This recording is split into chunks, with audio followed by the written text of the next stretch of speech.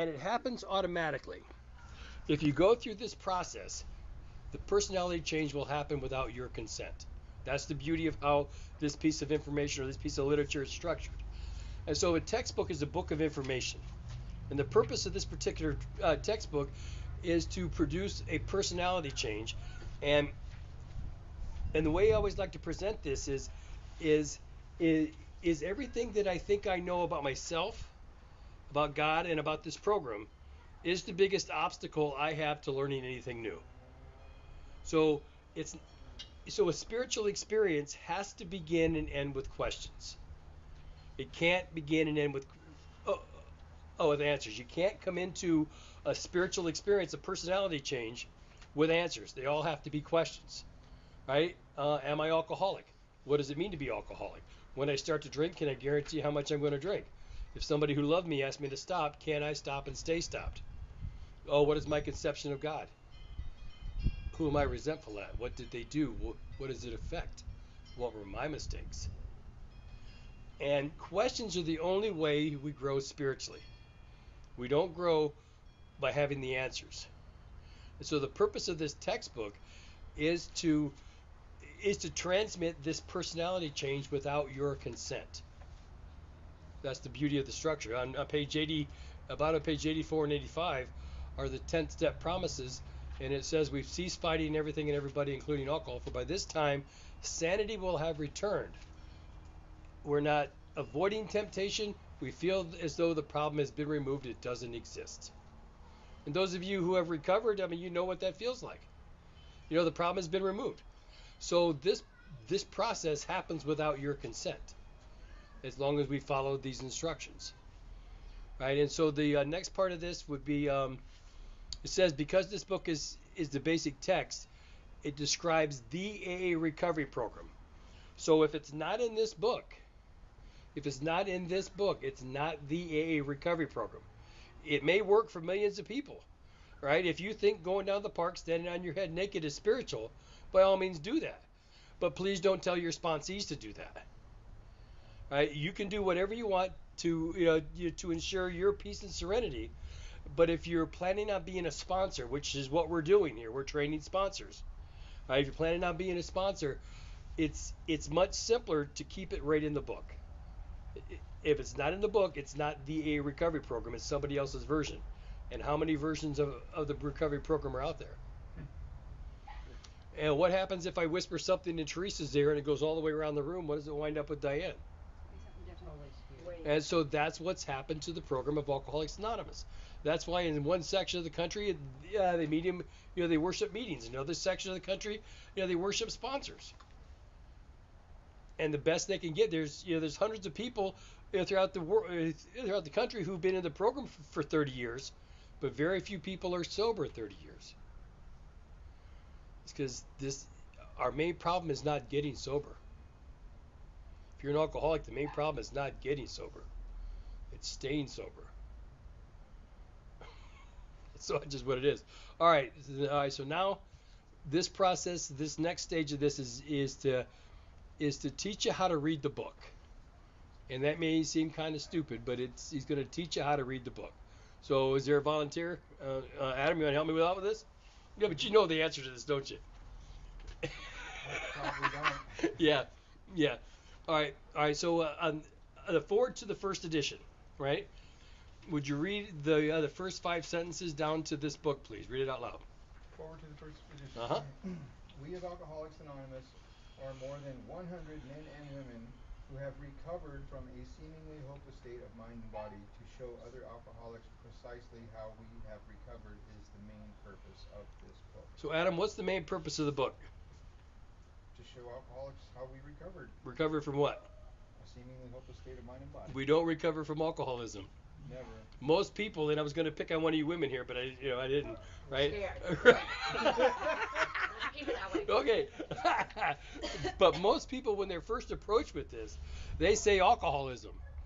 But that's not what it says. We don't recover from alcoholism. We recover from a seemingly hopeless state of mind and body. So if you've recovered from a seemingly hopeless state of mind and body, what does that mean? You're recovered. You have hope. And isn't that what we really want, is hope? right? So how many people here have hope today? You're a recovered alcoholic. We don't read it for what we think it says. We read it for what it says. It gives it an entirely different light.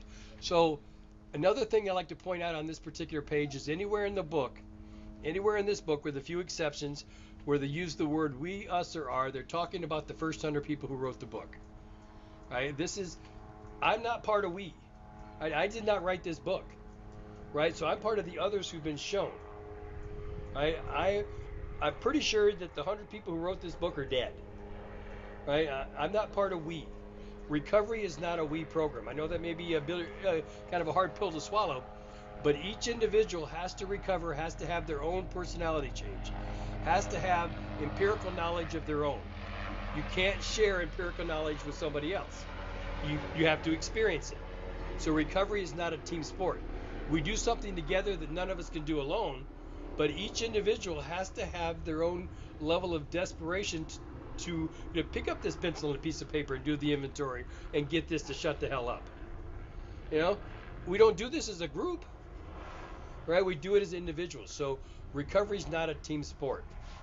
And so anywhere in this book where they use the word we, us, or our, right, with the obvious exceptions, it's the first 100 people, and what they're describing, they're going to describe to you how they drank, how they felt, and how they thought. Then they're going to tell you what their solution is to this. And then they're going to tell you what the practical program of action is on this.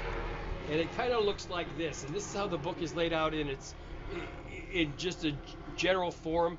It's like if your car's broke, what's the first thing you need to know? Well, what's wrong with your car? Right? What's the second thing you got to know? What parts do you need to take it? Right? I mean, what the solution is. How much is it going to cost? Right? And is your car fixed yet? You have to have a practical program of action in order to fix it. Just because you know where to take it, what parts to buy, right? What the solution is, your car's not fixed yet. And so that's the structure of this program, is they lay it out in 3 different sections. They tell you what the problem is, our description of the alcoholic, right? The chapter to the agnostic, and our personal adventure before and after make clear 3 pertinent ideas. Then they tell you what the solution is. They explain to you the practical program of action to treat that.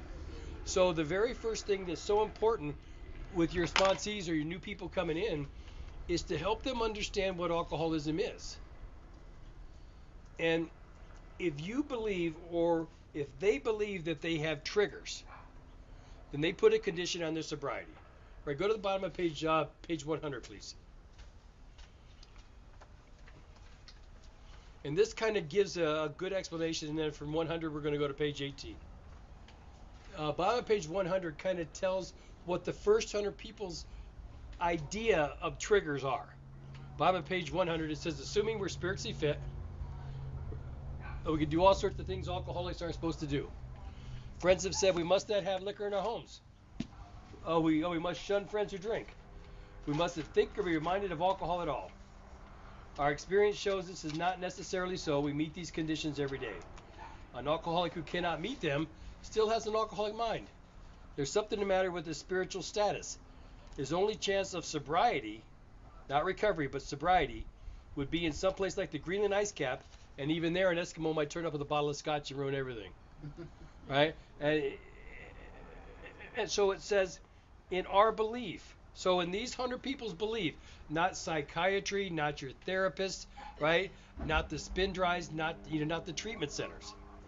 But in these first 100 people's belief, any scheme of combating alcoholism which proposes to shield the sick man from temptation is doomed to failure. So we can have no reservation. There could be no lurking notion. The absolute certainty that I'm going to drink again is the only thing that I need to know, without any reservation whatsoever. The absolute certainty that I'm going to drink again. And that information drives everything. It drives me being here tonight. Is the absolute certainty I'm going to drink again. If I'm not powerless, why would I seek a power? And if I'm not seeking a power, I'm not powerless. So back to the forward to the first edition, and they're going to show you precisely a couple things here They're going to show you precisely how to recover. Where they start these directions are on page 60, right? Make a note of that, and we'll talk about this pretty soon. But that's where they show you precisely how to recover. And so I've never had this much activity. Ever. are these cops looking for one of you? Well, they're just talking about lady with glasses. Are they? And a dog in a cat crate. Anyway. Anyway, so. Really, I've never had this much activity. All right, so go to page 18.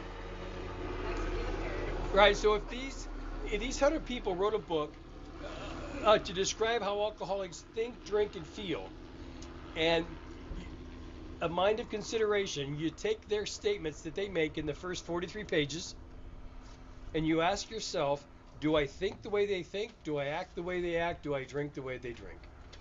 At top of page 18 describes the illness, regardless if you're alcoholic or not. It describes the illness. It says an illness of this sort, we've come to believe in an illness. So ask yourself, do you believe you have an illness? Right, what's the next question? It involves those about us in a way no other human sickness can. So if a person has cancer or a migraine headache, right, everybody's sorry for them, but no one's angry or hurt. But not so with the alcoholic illness. For with it there goes the annihilation of all things worthwhile in life. Did this illness, did it annihilate everything worthwhile in your life? Does it engulf all whose lives come close to you? Does it bring misunderstanding? Did it bring fierce resentment? Did it disgust friends and employers? Did it warp the lives of blameless children, sad wives, and parents?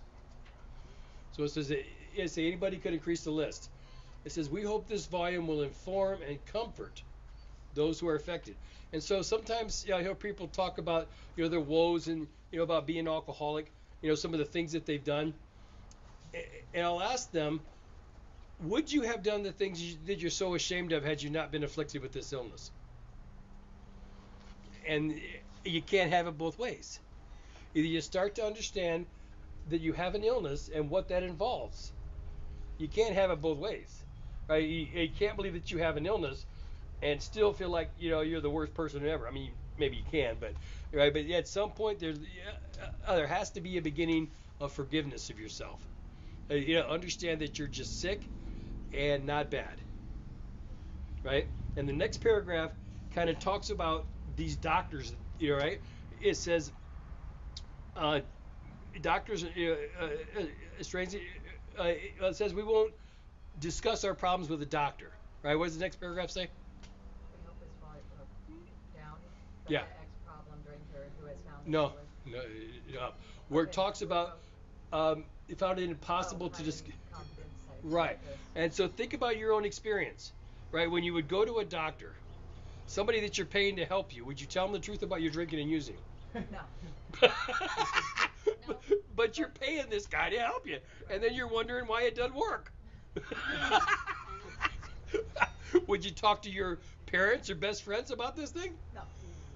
No. But you're really close to these people, right? Is it possible that you didn't or don't understand the disease? So how can you describe something if you don't understand what it is? Well, you're ashamed. How can you describe what it feels like to have a migraine headache if you've never had a migraine headache? Or right? I mean, you can somewhat understand if somebody's describing a migraine headache to you, but until you've experienced it, you have no idea. Right? And so that's the whole purpose of this, is that when we come in here, we have no idea that we're sick because we're looking at the world through our own eyes and our own experiences. We have no idea that we're mentally ill. We have no idea that there's a certain mental illness to it. All right, we're going to discuss this in a minute, and you're going to get floored, right? Because there is a lot of mental illness wrapped up in what we do, right? Right? All right, so, all right, this forward to the second edition, right? Now, forward to the second edition is really important for a lot of reasons. This was written, I think, around 1950, right? 55. And AA was first starting to come of age, so to speak. And so they had experience. Yeah, close to 15 years experience with this now. And so if you go to the title page of the forward to the second edition and go one page in, on the top left-hand corner, right, you hear a lot about spiritual principles.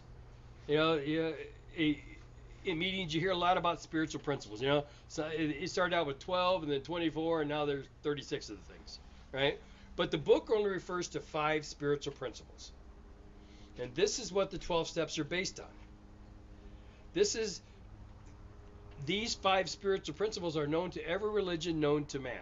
These are things you were taught as a kid, but for some particular reason you kind of swayed away from these principles and started beating to your own drum.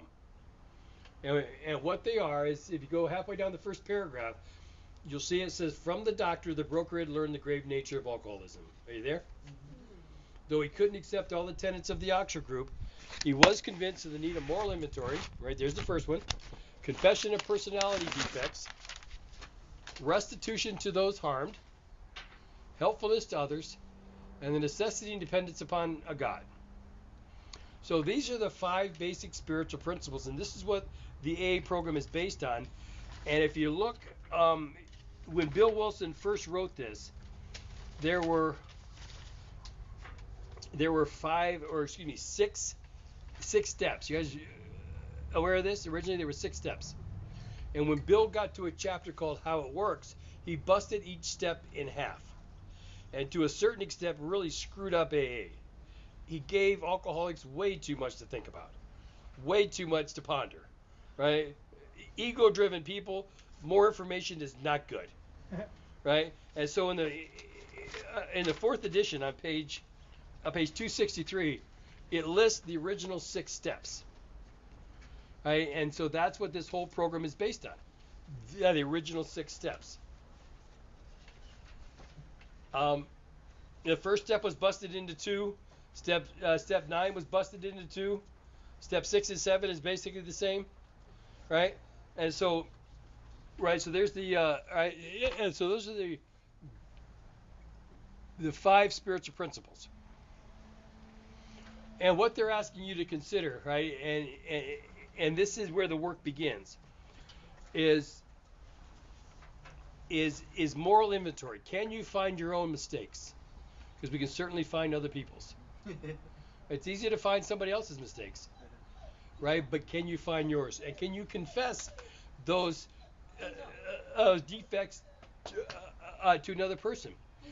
Can you tell somebody your deep, dark secrets, that past? You know that thing that happened to you that night in that room, and just because you were there changed you, right? And you're so ashamed of that. Can you tell somebody that secret? Can it see the light of day? And can you make restitution to people you've harmed? And you go set matters straight. And then resolutely turn your thoughts into how you can help somebody else, and then learn to develop a relationship with the power of God. So that's the entire process here. So the next 4, go to the last page of the forward to the second edition. You guys are more than welcome to ask questions anytime. I promise I won't bite your head off. Sometimes it's much easier if people ask questions.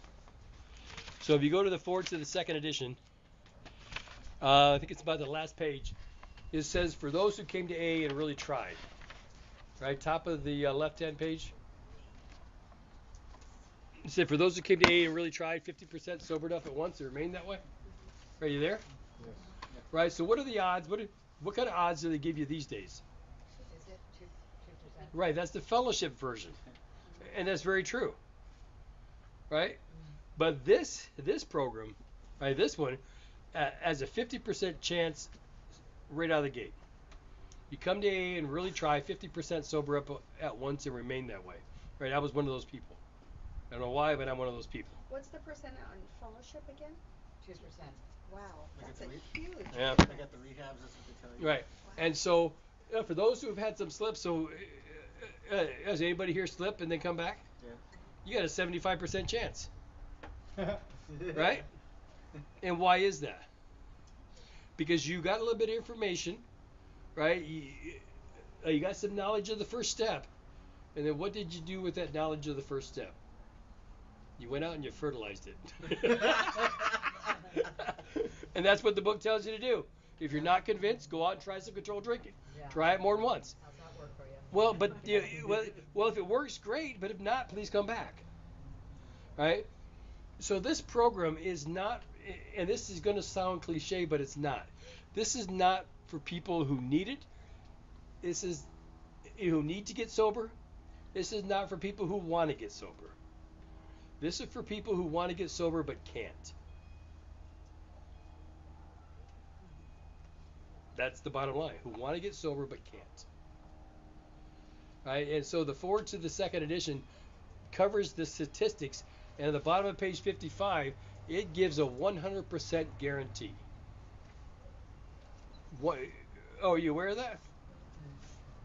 I don't know if I buy that. Well, it does. Oh, I'm just telling you what the book says. Where? No, bottom of page 55. In this book? In Nope. this book? No, it says we can only clear the ground a bit. Right? So these 100 people on this page are done explaining stuff to us. It says we can only clear the ground a bit. If our testimony helps sweep away prejudice, enables you to think honestly, encourages you to search diligently within yourself, then if you wish, you can join us on the broad highway. With this attitude, you cannot fail. The consciousness of your belief is sure to come. All right, so what does that mean? Means if you follow this, what we say, you're going to have success. Right. If you're willing to do two things, not 12, not 100, two things. Think honestly. And they're asking you to think honestly about your drinking. And search diligently, because if you're powerless and you can't find a power, then what's blocking you from this power? All this stuff floating around up in your head. And so we search diligently to get this stuff out of our head to make room for this God to come in that is deep down within us. I had to do the steps numerous times before I had a personality change sufficient enough to just say, who cares if there's a God? Right, to stop fighting. I was 12 years sober and still fighting a God. Right? I'm serious. I mean, I'm still an agnostic, I'm still an agnostic. Right? But the book tells me that I don't need to believe in God to have a spiritual experience. And that changed me. That saved my life. Because I was molested by deacons in a church, and when I got sober, I couldn't stutter or couldn't talk. I stuttered, and then you told me find God or die. That it boggled my mind, And asking another man for help is kind of like asking him to be my Valentine. I'm not gonna do that. I'm not gonna hug you. I don't trust you. You wound up here too. Right? So where does a guy like that go? I went to Pathfinders and they didn't care. Right? They told me very clearly the least important thing around here is what you feel. Or think. or think. I mean, they were very clear with that.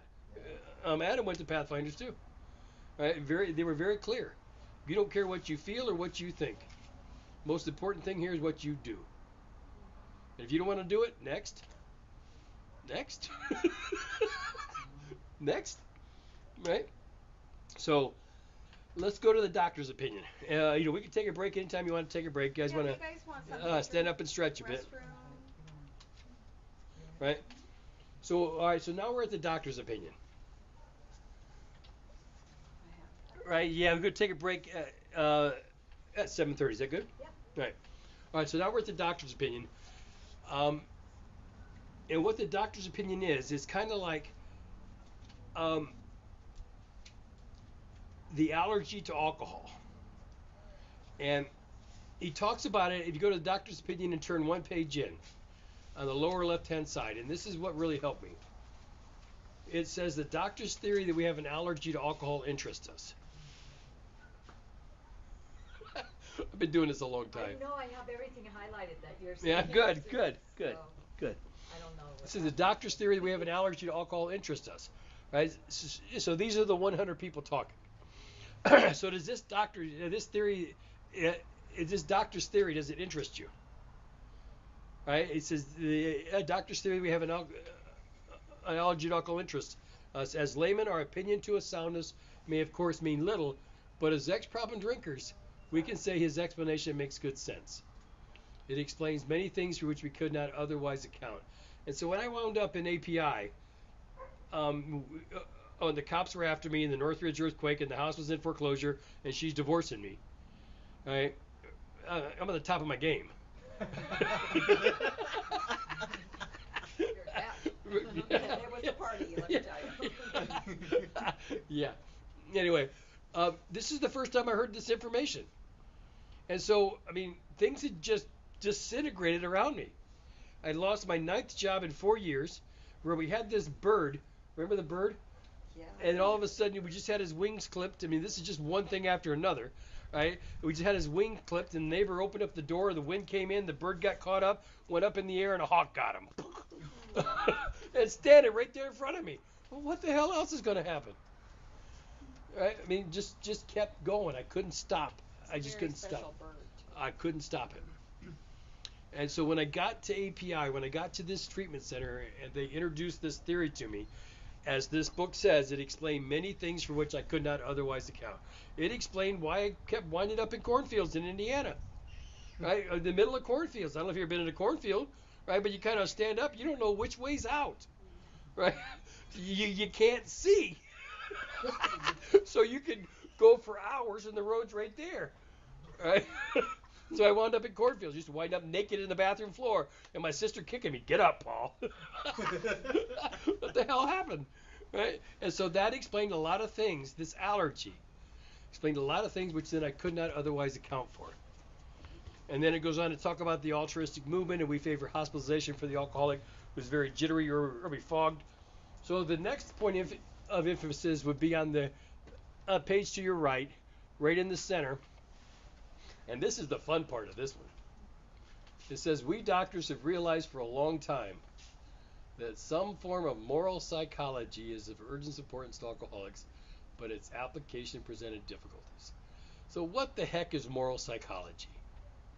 Spirituality? What is moral psychology? Think about this, right? And I don't know about this case, but most convicts I talk to and most people I talk to have numerous stories to tell about this thing. And the questions are, how many times have you been in the hospital because of drinking? And what did you do after you got out of the hospital? You got to go drinking to think about it? Right? Right? How many times have you been in jail? Right? What did you do after you got out of jail? I did go back. You got to go drinking. Yeah. Right? Right? And so do you believe, and it depends on your own story and how many times this happened. Me, it happened, I don't know how many times it happened. Every time I learn something new, I'm like, oh, man. I mean, I went to jail a lot. I had 6 DUIs when it was finally over, right? And you'd think I'd learn, but I didn't, right? But the point here is these doctors have realized for a long time that some form of moral psychology is of urgent importance to alcoholics. And so think about your own history. Is there some form of moral psychology that's urgent? Do you need this change somehow? But it says its application presented difficulties. Well, with our ultra-modern standards and our scientific approach to everything, we are not well equipped to apply the powers of good that lie outside our synthetic knowledge. So doctors cannot fix us. Doctors can't fix us. And so the moral application, the moral psychology, is the 5 spiritual principles. Where you look at your own problems and you look at your own mistakes, right? Can you find your own mistakes? Because it's easier to find somebody else's. Can you set those mistakes right? You believe that's moral psychology? You believe that's happening? You believe that's a personality change? If you're able to do that, right? And then all of a sudden, poof, you're thinking about helping somebody else, you're not thinking about drinking. That's the beauty of this, right? So the next page on the doctor's opinion. I love this part. It says, "We believe and so suggested a few years ago," so this is a doctor talking, right? "We believe and so suggested a few years ago that the action of alcohol on these chronic alcoholics is a manifestation of an allergy." What the heck does that mean? A manifestation of an allergy. What does that mean? If you're allergic, Like just gone out of control. if you were allergic to strawberries, what would the manifestation of the allergy be? Keep eating them. It would be a hive, right? Right. Right? If you're allergic to a bee sting, what is the manifestation of that allergy? Swelling. Swelling. Right? If you're allergic to shellfish, what is the manifestation of that allergy? Right? If you're allergic to alcohol, what is the manifestation of the allergy? Craving. Craving. That's funny. Craving. But see, the person, the alcoholic, or the person with this allergy, the person taking the second drink is not the same person who took the first drink. Not of the same mindset. Right? Because alcohol is a spirit. It changes how we look at things. Right? So the person who's taken the second drink and the third drink and the fourth drink is not the same person who decided to walk in that bar and I'm going to go home after 2. Right? Is not the same person. There's an allergy. So 1 drink demands 2, 2 drinks demands 4. That's the allergy part about this. So if you don't drink, you won't trigger the allergy and you won't get overserved and you won't wind up in jail. So why is it that we just can't play the tape through and think of the consequences and not do this? What does your history prove? Right? How many Because times? you think you can control it. Right. You convince yourself Uh-huh. that I can do it. Yeah. But what does your history say? That you can't. Right. It's a shit show. But then you think you can, Right. right? But your history says no. It's insanity. And they talk about this very thing here, right? It's exactly the same thing on page 37, where it says, you may think this illustration far-fetched. To us, it is not. For every single one of us, it may reflected more than Jim did about the consequences, but there was always that curious phenomena that paralleled with our sound reasoning, right? What alcoholism is this slight percentage of our life, slight percentage to where we're unable at certain times to bring into our consciousness with sufficient force the memory, the suffering, and humiliation of even a week or a month ago. So our own experience doesn't keep us sober. You think it should, but it doesn't. Right? Most of the time we could think through the drink. Right? Most of the time we can play the tape through. We can have the consequences. We can maybe call somebody. But that's not what our problem is. Our problem is this peculiar mental blank spot where our sound reasoning fails to hold us in check. Sound reasoning paralleled with the crazy idea that we can maybe have a glass of wine because it's really not alcohol. Right? Or whatever our reasoning is. That's powerless. That's what powerless means. Right? It doesn't mean that I stub my toe and I'm selfish and self-centered and I rob banks and I cuss a lot. It doesn't mean nothing like that. It means that I have this peculiar mental blank spot that I know for sure the day's going to come when I'm going to drink again. That's powerless. And I have no defense against that. So that's the doctor's opinion. So go back to the doctor's opinion. I just want to cover this page and then it'll be done. You're on this track. So we believe, as so suggested a few years ago, that the action of alcohol on these chronic alcoholics is the manifestation of an allergy. I said these allergic types can never safely use alcohol in any form at all. So can you ever safely use alcohol in any form at all? Once having formed the habit and found you can't break it, did you? Once having lost your self-confidence and your problems pile up on you, do they seem astonishingly difficult to solve? Next paragraph says, frothy emotional appeal seldom suffices. What the hell is frothy emotional appeal? He gives the description on page 20, but we won't go there yet. What is froth? Foam. It takes up a lot of volume, like a beer takes up, but after a while, it has no weight. It just takes up volume. It looks good, right? But then after a while, it settles down. So frothy emotional appeal. Please don't drink. I should think you'd be able to quit for her. Right? Don't you see the way I drink? You need to stop. Right? Frothy emotional appeal seldom suffices. The message which can interest and hold these alcoholic people must have depth and weight. So in other words, we need to be talked to. We need to be told the truth. We need to be explained what this illness is. And then from a little bit of drinking, maybe, the seed will get fertilized and we'll say, shit, I got this thing. I need help. It's exactly what they said. I'm not different. So frothy emotional appeal seldom suffices. The message which can interest and hold these alcoholic people must have depth and weight. And I'm a firm believer in telling a newcomer the truth, right? Telling them the truth. Because I'd rather tell them the truth than pat them on their butt and tell them they're going to be okay when they're not. Right? People die of this thing every day. I just lost 2 people this week. A sponsee's nephew and a guy from Pathfinders, Ruben, who wouldn't do this work while he was in the house. He had every sign, but he wouldn't do this work. And he's dead. He's gone. There's no hope anymore. He's gone. So I bury a lot of people. And so instead of patting them on their ass and telling them things are going to be good, tell them the truth. Powerless means just powerless. It means powerless. So the bottom of this page is what the grave nature of alcoholism is. We're going to cover this and then take a little break. Right? This is called the grave nature of alcoholism. This is what our problem is. It says men and women drink essentially because they like the effect produced by alcohol. So what is the effect that we like that's produced by alcohol? Sense of ease and comfort. Go to page 52.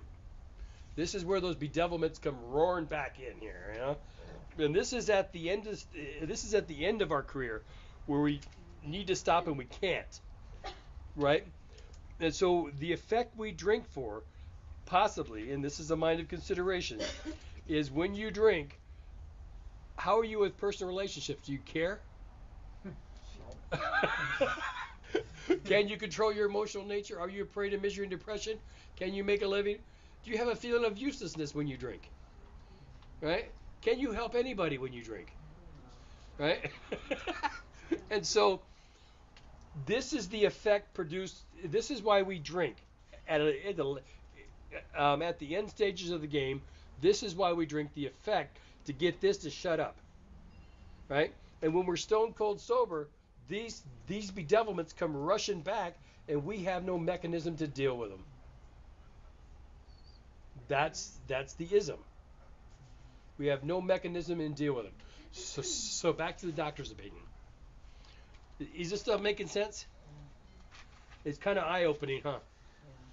You know, like I say, I've been a student of this book for a long time, and I've tried to learn the best way of presenting this in its simplest form.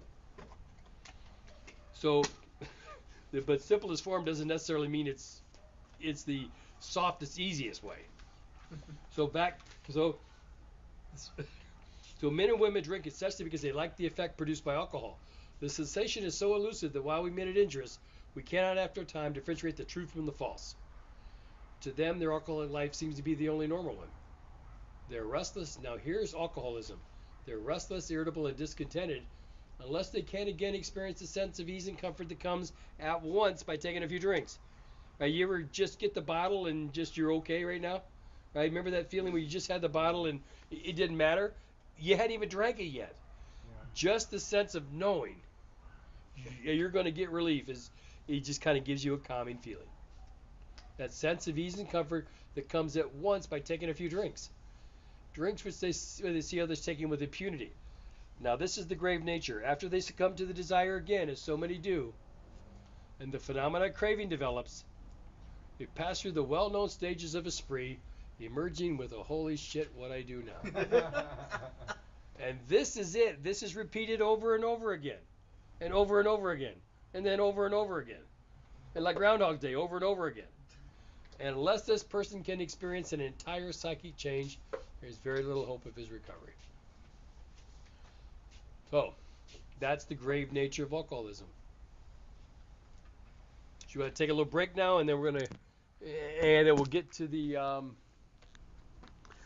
5 types of alcoholics. So you guys, there's decaf already made, and if you want tea or coffee or whatever, holler.